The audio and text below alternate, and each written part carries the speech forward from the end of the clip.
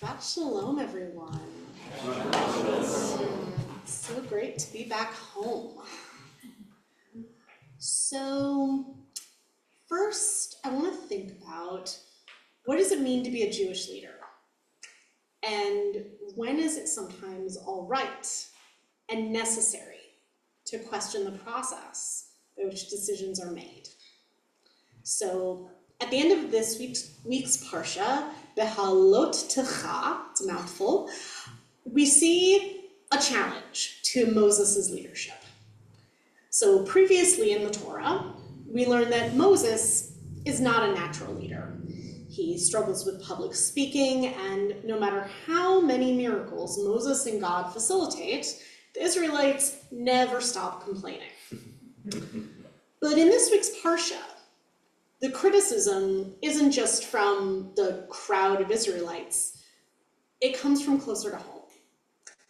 Moses' siblings, Miriam and Aaron, who have been integral to his success, start grumbling about how God speaks directly to Moses and not to them.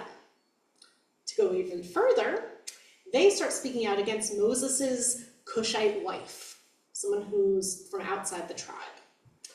And as punishment, God afflicts Miriam, not Aaron, just Miriam, with a skin disease. Moses pleads with God on Miriam's behalf, but God commands that she spend 7 days outside the camp before she can return. So there is a lot going on in this incident. It's certainly not Miriam's best moment, and this story is often cited as an example of Jewish communities not being welcome into interracial, interfaith relationships. But I also think this is an interesting passage to talk about authority. God is pretty forceful in shutting down any criticism of God's chosen prophet. But this story is only the beginning of a series of challenges to Moses' leadership in this book of the Torah. So after this, we have the spies who are sent to scout the land of Israel, and they lose their nerve about conquering it. And then most epically and theatrically, we have Korach, who's a Levite priest, and who leads an uprising from within the camp, and he's swallowed into the earth. So in all these instances, God's response is punishment and retribution. Any questioning is a threat. But looked at another way, this sort of questioning is completely understandable. The Israelites are in the middle of a profound crash in the way they had been existing in the world. After being slaves in Egypt, they are now in the process of building a new society. Their entire understanding of their place in the world has shifted, and they are scared. But we can't relate to that at all, can we? So we've all experienced a series of crashes in our lifetimes. There's AIDS, 9/11, October 7th was a crash, both of Trump's elections, and everything that seems to come out of the headlines the last few weeks. And all of these crashes profoundly disrupt our notions about the kind of society we live in, who our people are, and how best to be safe. So according to Rabbi B'nai Lappi, who is the founder of Svara, a radically queer yeshiva where I've been studying, there are 3 responses to a crash. You can either ignore the crash and cling to the old narrative, the old way of doing things, refuse to accept that there's been any change. If you're a part of the establishment, and if you got a paycheck from the establishment, you're probably going to be option 1. Then there's option 2, which is sort of the other side of the coin. The people who, after a crash, decide to abandon the narrative altogether and say, I'm going to go off and find a new narrative, which, to be clear, that narrative, the new one, will also crash. And then they find a new narrative after that, and so long and so forth, etc., etc. And then there's option 3. Option 3 people take what they see as the most meaningful parts of the old narrative and reform them into something that can help them build a better future. So, according to Rabbi Lappi, the biggest crash in Jewish history was the fall of the Second Temple in 70 CE, where the entire infrastructure of Judaism collapsed. There were no doubt some hardcore Temple-era Jews who clung to their old narrative, but the majority of Jews in that time went to option 2. They got absorbed into the Roman Empire or drifted towards new narratives emerging, like Christianity.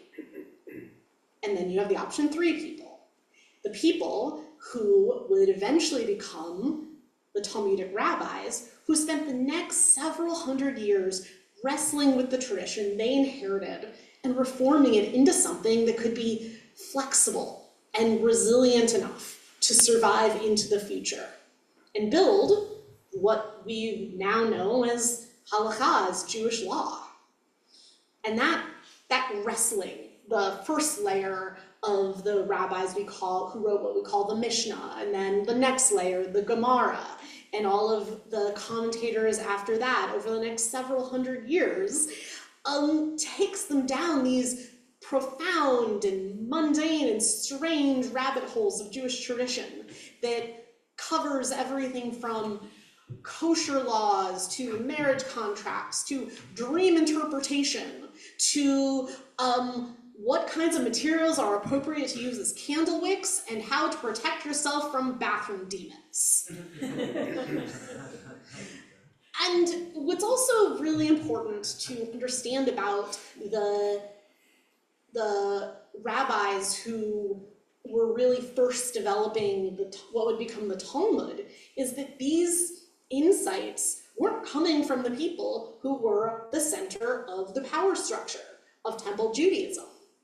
I mean, some of them might have been connected and maybe came from important families, but within the Talmud, we also get these stories of these people who take unconventional paths to becoming Jewish leaders. We have Rabbi Akiva, who was an uneducated shepherd who started studying at age 40 and became one of the foremost experts of his age. You have learned women like Bruria and the maidservant of Rabbi Yehuda Hanassi. And one of my personal favorites, Reish Lakish, who is, I'm not making this up, a former bandit and gladiator who impulsively jumped into a river to chase a beautiful woman, only to discover that beautiful woman was Rabbi Yochanan, a canonically beautiful twink, who was so impressed by Reish Lakish's strength, he says, "You are so strong, you should study Torah." And then Reish Lakish gives up his banditry, they become chavrutas, study partners, and they become icons in queer Jewish history. Those of you who are studying with me tomorrow will get to spend a lot of time with Reish Lakish and his insights on teshuvah, on repairing, returning to fix. So obviously in this framing, going option 3, starting something new, taking the old, reforming it, that sounds easy.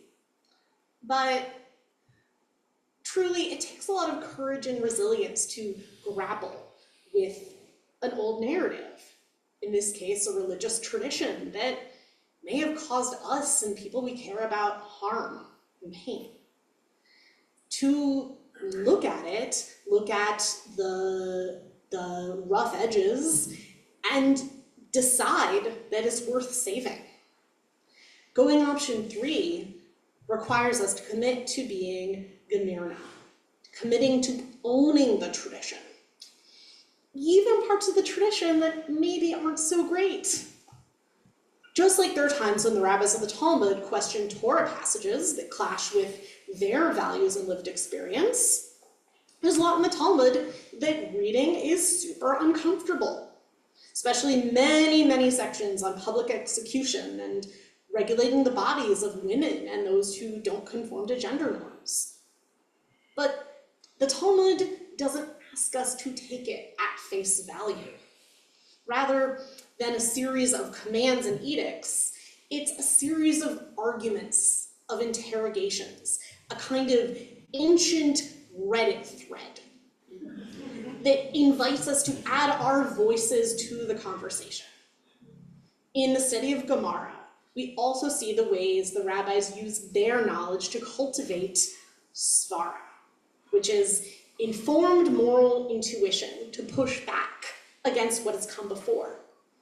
And today, there are groups of Jews using their svara, their learned moral intuition, based in Gemirna, based in their learning, to advance ideas that make Jewish law more inclusive of queer, trans, and disabled folks, to build upon the foundation of centuries of Gemara learning. I spent a lot of my own life feeling I was too weird, too queer, too questioning, to fit into the Jewish world. And then I connected with Malkhut, with Svara, the radically queer yeshiva, and others who weren't afraid to take up space in the Jewish world, who affirmed that the insights of outsiders are vital to Judaism's future. Looking back at the Parsha, I wonder how differently things might have turned out if God and Moses had engaged with Miriam and Aaron's concerns rather than shutting them down. That maybe adding more voices could make decision-making more collaborative and maybe generate solutions they couldn't have imagined. When I think about all the innovation happening in the Jewish world right now at Svara, at Malkhut, at my synagogue, Hinenu in Baltimore, at the Unyeshiva through Judaism Unbound in the Havurah world, I am so excited about the Jewish future. Not to minimize the terrifying aspects of being Jewish today, but our history has always been bigger than a moment, an institution, a denomination, a leader. We've survived because we are dreamers. We're revolutionaries. We're questioners. And I can't wait to see what we come up with together. Oh, man.